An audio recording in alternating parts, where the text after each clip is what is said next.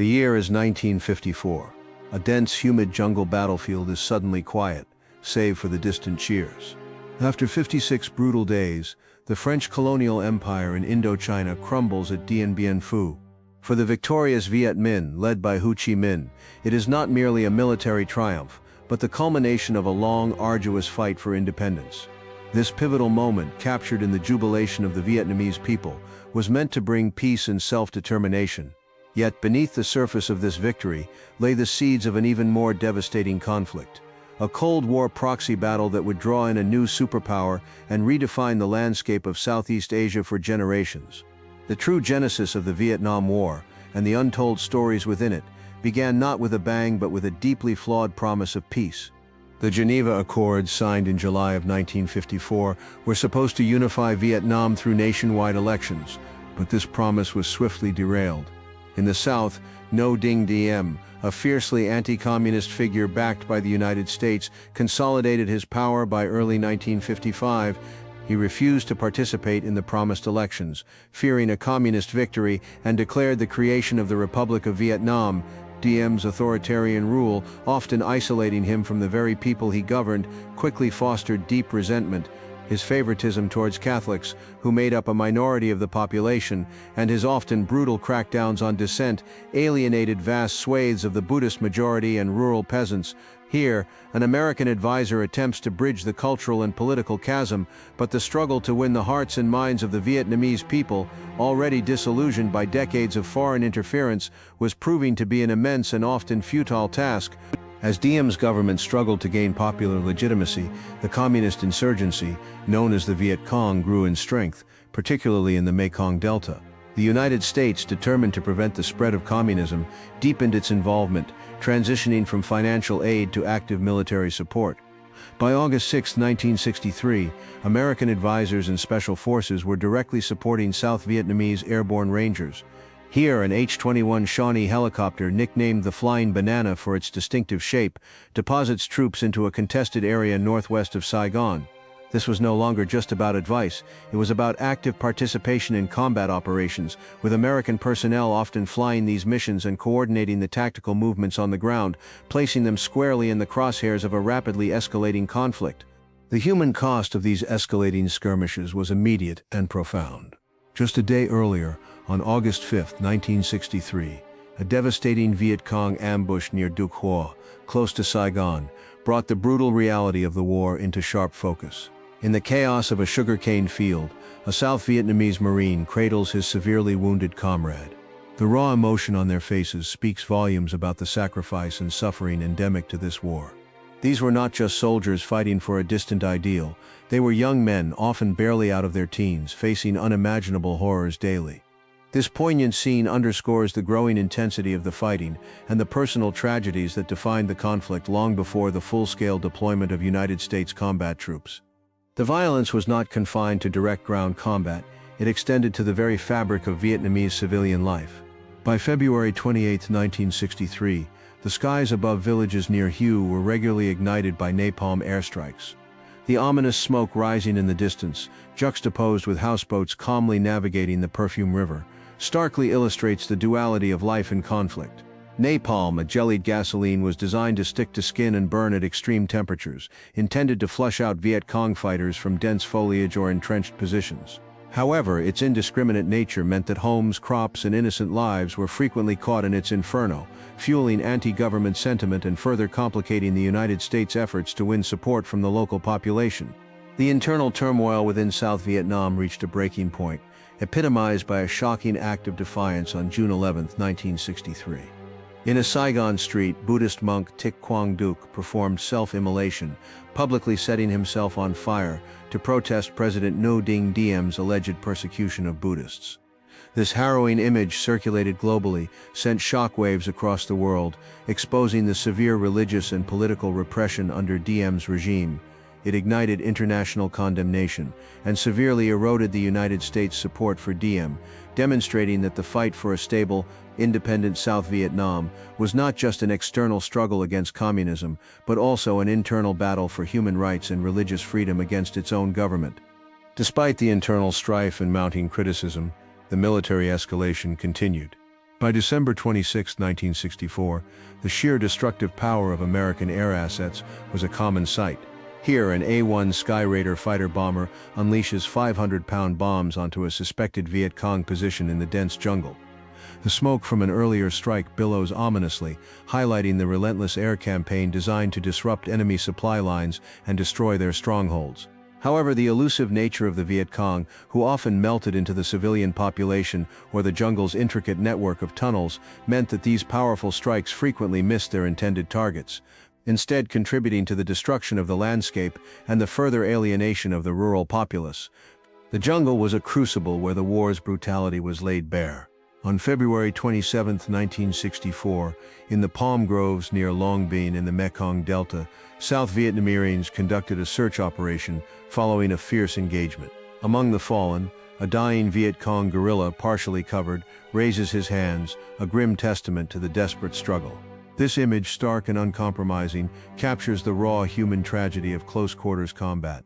It reminds us that behind the political ideologies and strategic maneuvers, individuals fought and died, often with little understanding of the broader geopolitical chess game, their lives reduced to a fleeting moment of surrender or resistance in the unforgiving jungle. The battleground was often a swamp, a flooded rice paddy, or a dense jungle. By December 1964, South Vietnamese troops were navigating the treacherous, waterlogged terrain of Long An province during operations against Viet Cong guerrillas. They were frequently supported by United States Eagle flight helicopters, which rapidly deployed airborne reinforcements, a tactic designed to quickly encircle and overwhelm enemy positions. These Huey helicopters, now iconic symbols of the war, transformed battlefield mobility. But even with this aerial advantage, the Viet Cong proved to be an elusive and determined adversary, masters of guerrilla warfare, melting into the landscape and striking from unexpected quarters.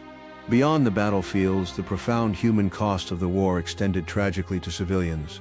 In March 19, 1964, near the Cambodian border, a distraught father cradles his deceased child, caught in the crossfire as government forces pursued guerrillas into a village. South Vietnamese Army Rangers observe from their armored vehicle, their faces a mix of grim determination and perhaps a hint of the sorrow that permeates such scenes. This heart-wrenching image reveals the indiscriminate nature of the conflict, where innocent lives were shattered and the lines between combatant and civilian blurred, creating enduring trauma that would echo through generations. It serves as a stark reminder that war's true devastation is often measured not just in soldiers lost, but in the innocent lives irrevocably altered. The turning point arrived with stark clarity on April 10, 1965. United States Marines, heavily laden with gear, waded ashore at dawn on Red Beach near Da Nang. This was no longer an advisory role. This was the first significant deployment of American ground combat troops, marking a dramatic escalation of the conflict. The arrival of these Marines, initially tasked with protecting the airbase, signaled a profound shift in strategy and commitment. The United States was now fully engaged, believing that its superior military might could quickly stabilize the situation and turn the tide against the communist insurgency. Little did they know, this beach landing was but the first step into a quagmire that would engulf a generation. With the arrival of United States ground troops, the conflict intensified, leading to more direct engagements and the grim realities of intelligence gathering. Just weeks before the Da Nang landing, on March 28, 1965, a captured Viet Cong guerrilla under duress reveals the location of a Chinese grenade cache to his interrogators. This scene underscores the brutal and often morally ambiguous nature of counterinsurgency warfare. The captured fighter's desperation and the interrogator's relentless pursuit of information highlight the high stakes of a war where every piece of intelligence could mean the difference between victory and defeat, or life and death for those involved. Yet, even as United States involvement deepened overseas, a different kind of battle began to emerge on the home front. On April 17, 1965, thousands gathered at the Washington Monument for an anti-Vietnam War rally, demanding an end to the fighting. This burgeoning sign of public dissent was just the beginning of a powerful movement that would challenge government policy and profoundly divide the nation. The early casualties, the moral ambiguities of supporting the Diem regime, and the growing concerns about the war's purpose began to fuel a burgeoning distrust and opposition, demonstrating that the conflict's impact was not confined to the jungles of Vietnam, but was resonating deeply within American society itself. The human toll of the war for the American forces became increasingly apparent. On February 7, 1965, following Viet Cong attacks on United States military compounds at Pleiku, casualties began arriving at the 8th Army Hospital in Nha Trang. A nurse offers comfort to a wounded United States Army soldier, a scene that would become tragically commonplace. These images of shattered bodies and minds underscore the profound personal cost of the war for those serving. The nurses, often forgotten heroes, bore witness to the grim consequences of the conflict daily, their compassion and resilience providing a small measure of solace amidst the overwhelming pain and suffering. The ultimate price of war was grimly visible on February 7, 1965, as flag-draped coffins carrying 8 American servicemen, killed in the same Viet Cong attacks, were loaded onto a transport plane at Saigon for repatriation. These solemn moments where the fallen began their final journey home served as an agonizing symbol of early United States losses. For many Americans, this was a stark and sobering realization that the commitment in Vietnam would not be quick or easy. Each coffin represented a family irrevocably broken, a community in mourning, and a growing questioning of the war's true cost both in lives and in the collective conscience of a nation. In an effort to strip the Viet Cong of their jungle cover and expose their supply routes, the United States launched Operation Ranch Hand in September 1965. 4 C-123 aircraft are captured here, deploying liquid defoliant over a suspected Viet Cong position in South Vietnam. This controversial tactic, primarily using Agent Orange, aimed to deny the enemy sanctuary. However, the widespread use of these chemical agents would later be linked to devastating long-term health effects on both Vietnamese civilians and American servicemen, as well as irreversible environmental damage. This operation, meant to be a tactical advantage, would become one of the most contentious and tragic aspects of the war, its unseen consequences lingering for decades. Amidst the escalating conflict and the deployment of new technologies, the gritty human element of the war persisted. In 1965, Captain That Quan, a Vietnamese battalion commander, interrogates a captured Viet Cong suspect on Tan Dien Island in the Mekong Delta. The intensity of the interaction, the captain's stern gaze, and the suspect's weary expression speak to the deep-seated ideological struggle that pitted Vietnamese against Vietnamese. This was a war of brothers, cousins, and neighbors, fractured by competing visions for their nation's future, where loyalty and betrayal were often intertwined, making every encounter, every interrogation, a potent and dangerous dance on the knife edge of survival.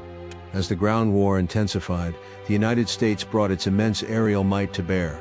On November 2, 1965, a Strategic Air Command B-52 bomber, laden with 750-pound bombs, executed a bombing run towards a target northwest of Saigon near Tay Ninh. These massive arc-light missions aimed to blanket large areas of jungle with devastating explosive power, hoping to disrupt enemy concentrations and supply lines. The sheer scale of destruction unleashed by these flights, though often unseen from the ground, transformed vast swathes of Vietnam's landscape, a stark demonstration of American military doctrine that relied on overwhelming firepower against an elusive and adaptable foe. General William Westmoreland, the commander of United States forces in Vietnam, frequently visited his troops to assess the progress and bolster morale. In 1965, he converses with soldiers from the United States 1st Division near Bien Hoa. Westmoreland, a staunch proponent of attrition warfare, believed that superior firepower and troop numbers would eventually grind down the enemy. His strategy would define the early years of American involvement, a belief that a conventional military approach could win an unconventional war. This image captures a moment of measured confidence, before the true nature of the protracted, brutal conflict fully revealed itself to the American command.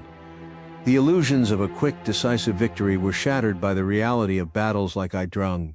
On November 18, 1965, flares illuminated the Ai Drang Valley, revealing the grim aftermath of a fierce engagement where the United States 1st Cavalry Division suffered heavy casualties after being ambushed by North Vietnamese forces. The scattered bodies of dead and wounded American soldiers lay on the field, a chilling testament to the tenacity and fighting prowess of a highly motivated enemy. Ai Drang was the first major engagement between United States regular forces and the North Vietnamese Army, and it served as a brutal, bloody education. It signaled that the war would not be won easily, nor quickly. The genesis of the Vietnam War was a complex tapestry of broken promises, cultural misunderstandings, and escalating violence, leaving behind a legacy of untold suffering and a generation forever marked by its hidden and forgotten stories. The bright flares over Ia Drang illuminated not just the battlefield but the dawning, painful realization that this war, unlike any before it, would leave an indelible scar on all who touched it.